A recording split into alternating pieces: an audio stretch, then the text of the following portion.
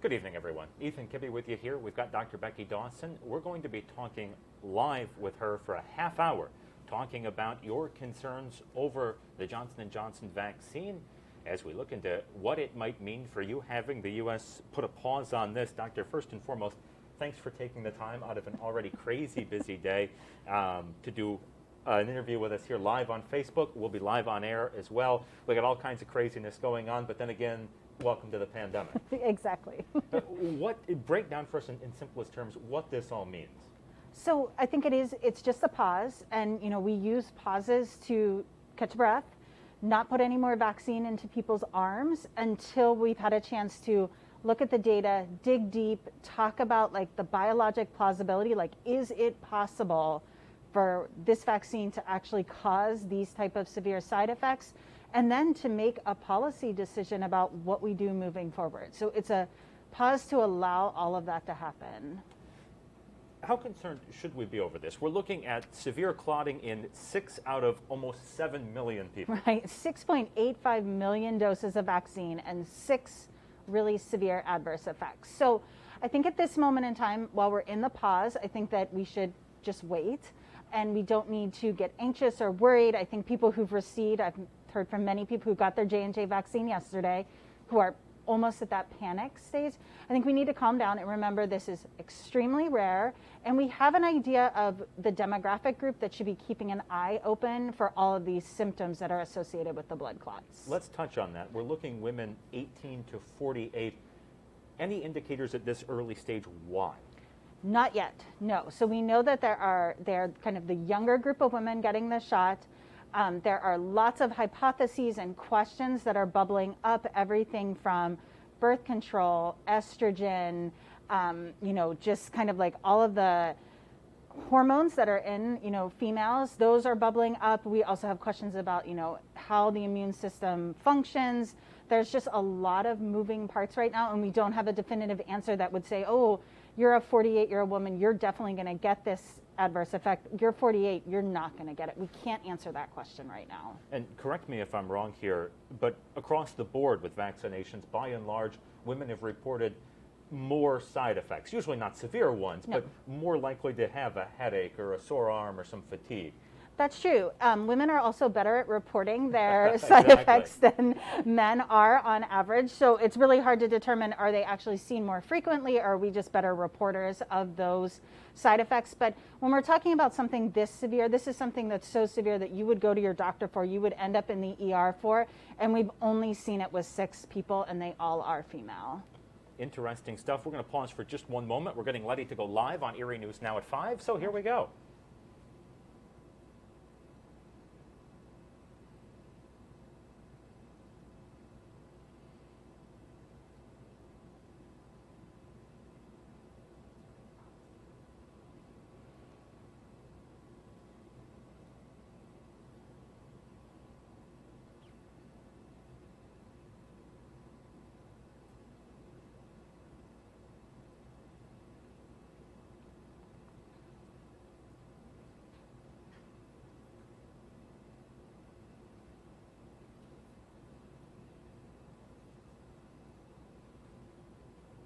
Mike and Eva, good evening. We're live online on Facebook right now and also talking with you, trying to answer as many questions as we can. Dr. Becky Dawson with us. Doctor, we've already addressed in the newscast about what has sort of happened with the Johnson & Johnson vaccine from an epidemiological standpoint. Seeing something like this, reason for big concern, big deal, no deal, little deal?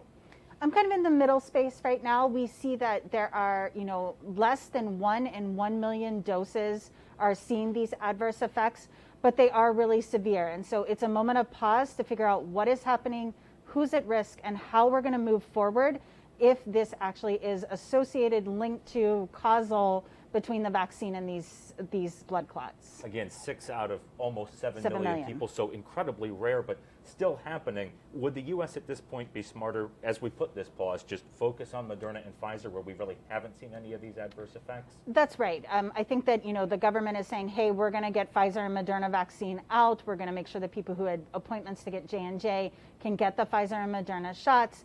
But it still is a question for people who've received J&J, like what are they supposed to do now?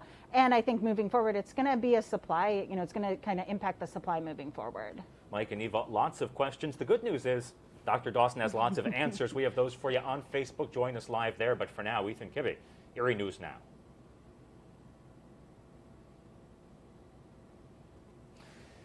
And we rejoin you on our Facebook stream as we pull double duty today. So, Doctor, we're bouncing all over the place here, talking Johnson & Johnson vaccine. How much of an effect is this going to have nationwide in terms of the vaccination effort? From what we're hearing, maybe not a ton. Well, so I think in terms of supply, again, I think there's enough Pfizer and Moderna out there. We're here, we heard at the press conferences with, the White House staff and Dr. Fauci saying, we have a lot of Pfizer and Moderna. We're going to get it out. We're still looking at that 2 million doses in the President Biden's first 100 days. So I think that that's positive, but I think now the big question is, what is this going to do about people's attitudes towards the vaccine?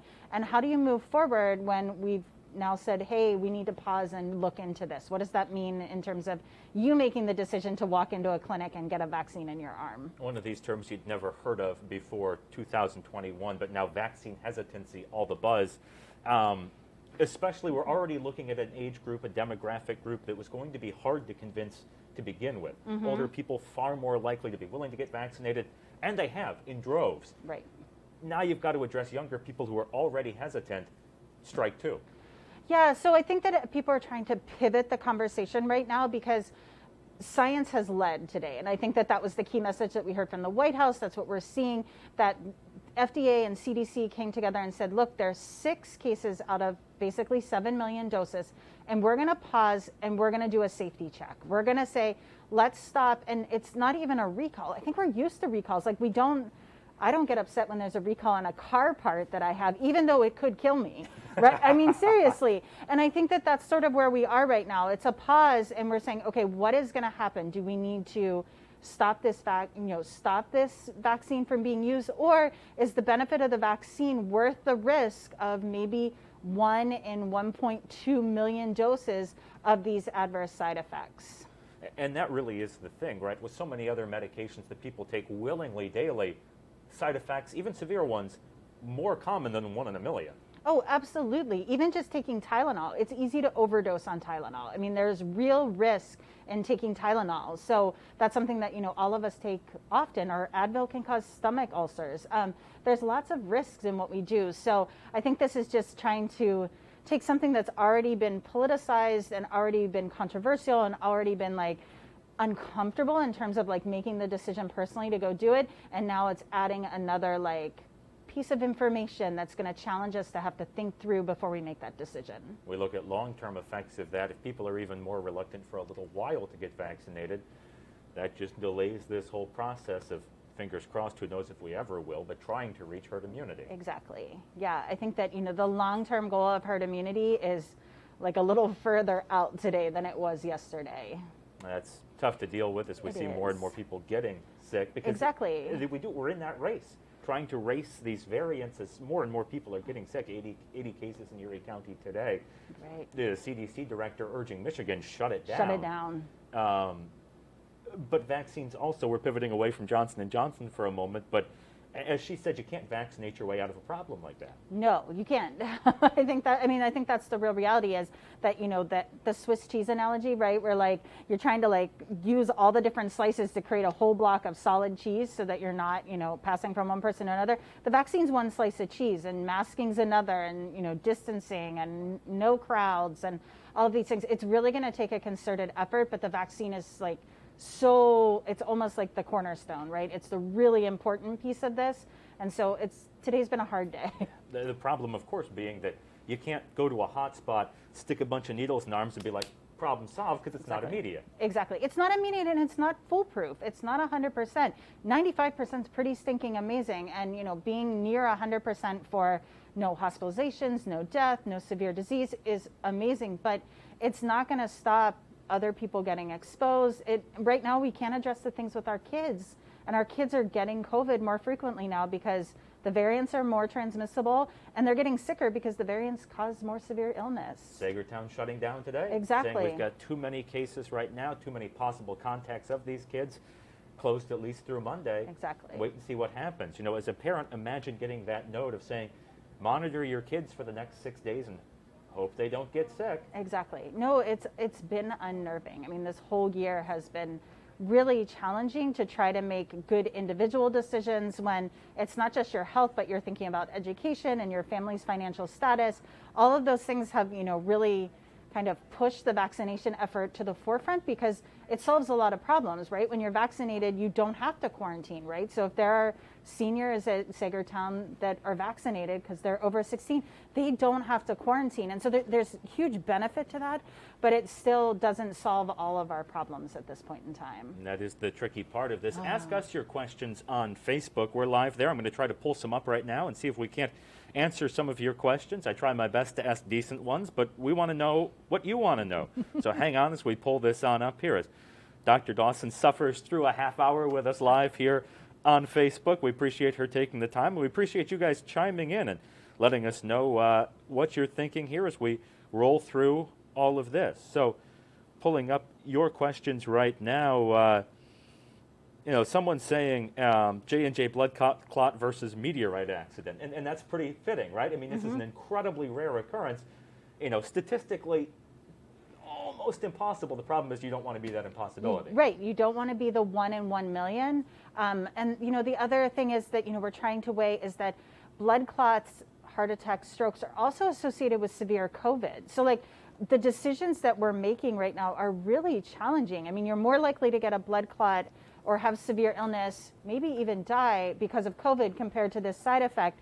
But, you're taking the vaccine before you actually get exposed. I mean, it's a complicated individual decision. And I think that what we need to remember is that CDC and the APIC, Immunization Practices, Advisory Committee on Immunization Practices, it's meeting tomorrow, well done right? Pulling that one out. Oh my gosh.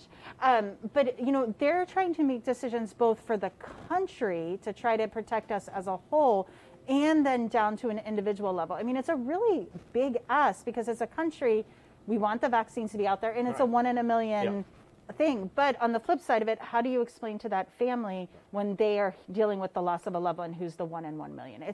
It's complicated politics, but at the same time, it's not just the vaccine data that we need to look at, it's the COVID data that we need to look at, and how many young people are not just getting sick, but hospitalized and dying, and their numbers are ticking up exponentially quickly right now in this moment with the variants spreading. When we talk young people, we're really talking people my age, that 25-ish age group, 25 to 40, 50. Yeah, and we're even seeing it in elementary age kids and high schoolers and college students. So I just think this is not just a simple decision. It's not just as simple, but I think that the pause really emphasizes to me that this is so multifaceted and there are so many things to consider that we actually needed to pause before we could make good decisions both at the national level and then down at the individual level. Undoubtedly a smart decision to pause. If for nothing else than to say, listen, we take this super seriously. Yes, it's 1 in a million, so it's incredibly rare, but to say, even though it's 1 in a million, we're not taking any chances, which is, exactly. It's basically the same thing that we saw with the AstraZeneca vaccine, right? This ridiculously rare risk of clotting, but when it's mom or dad, aunt, uncle who's getting that clot, you don't really care how rare it is. No, not at all, right? I mean, again, the person who's the 1 in a million. But I think that what we're seeing with AstraZeneca, there's two things here, is that AstraZeneca is occurring a little bit more frequently. I think they're reporting 222 people with clots right now, which is a much larger number. Probably more vaccines been given in the EU. The flip side of it is that AstraZeneca and Johnson & Johnson, I think the conversation that needs to be had with CDC and FDA and even some of the international public health organizations is it's the same technology and we're seeing the same adverse outcome. 2 different manufacturers, 2 different pharmaceutical companies, but the same thing. And I think that information needs to be taken into account because they are using the same technology and maybe it's the technology that is, kind of leading to this rare but very severe outcome in some of the people. Interesting stuff there. If I'm someone who has taken the Johnson & Johnson vaccine, how much should I be sweating today? Okay, so if you have had the J&J vaccine in the past 3 weeks, so you are only 3 weeks out since your J&J vaccine. So late March. Late March, right. You got your J&J vaccine in late March. don't panic. I think that that's the first thing, because we can actually make ourselves sick through panic and fear and all of those things. So what you want to do is not panic and recognize that all of the blood clots have been seen within 3 weeks of vaccination. So you're kind of watching your calendar, but you're also watching yourself, and you're not looking for a mild headache. You're looking for the worst headache you've ever had, severe, really bad abdominal pain, right? You're looking for things that are really unusual. So not just like a headache because it's, pollen season, but you're looking for something really, really severe. So I just remember my grandmother had a brain aneurysm when I was a little kid. And I remember her telling me there was no doubt in her mind that something serious was going on, because the pain was so foreign. Like, it wasn't just a headache, it was noticeably different. And that's what we're looking for. So just take stock every day. How am I feeling? Is anything unusual? And if you feel anything unusual, call a doctor, go to an ER and get checked out. I think the pause too has allowed the communication to the medical community to be on the lookout for this, and this is how you treat these types of blood clots. I think that's been really powerful too. Sure, because if you don't know what you're doing, there's one drug. I can't. I'm heparin. blanking. That's it. Yes. Commonly used to treat clots, but because of the way these clots are formed, it actually works in the wrong direction. It will. It will make you bleed excessively. So that is not yes. good. But yes. we're looking for it here, not like, oh, maybe I should get checked out pain. We're looking for like, holy cow, something's wrong. Yeah. Yes. Gotcha. Yes. So we're looking for something significant, noticeable, and again, keeping yourself calm, and just again every day checking in with yourself and not being afraid to ask for a checkup, not being afraid of an ER visit. I think we're in a space where it's, we're better safe than sorry. And we will probably have more information tomorrow, right? Like, I think that every day we'll get a little bit more during this pause. So I think keeping calm, but also keeping informed is probably a really good space to be in. And if you're more than 3 weeks out, really breathe. I mean, even if you're 3 weeks, within 3 weeks, statistically breathe easy. Right, exactly. But if you're more than that, really, really breathe easy. Yes. Like if I got, if I had J&J at the beginning of, right when they started giving it to people in March, I would be calm right now. Again, being aware that this has happened, that there is this like 1 in a million chance, and given that you're out, beyond 3 weeks, it's probably more than 1 in a million chance. But I would be very calm about the fact, and be secure that you're now fully vaccinated and you actually have immunity, which is really important. Oh, yeah. I mean, yeah. Again, you don't make light of the fact that there's severe clotting in some people. That said, the trade-off of your odds of getting any sort of clotting super low, and you get 1 injection in the 2 weeks you're fully vaccinated. That's huge. Yeah.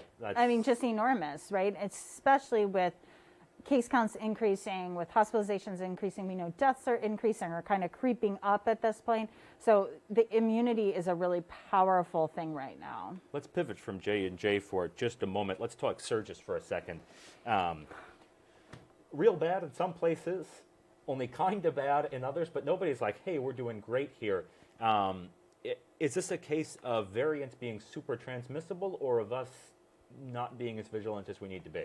I think it's a compounding effect. I think that it is, yes, variants are more transmissible, and they're actually causing more disease. So like the asymptomatic people that would have had it with the old type of SARS-CoV-2 actually are getting sick now, right? They're feeling that.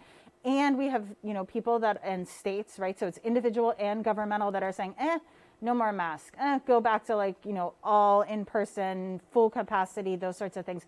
And the virus just transmits easier then. So I think it's a combination of new variant, more transmissible, and we're tired and we want to take our masks off and we want to go to restaurants and people want to go to church services and family events and weddings and graduation, and they want to do it kind of on their own terms.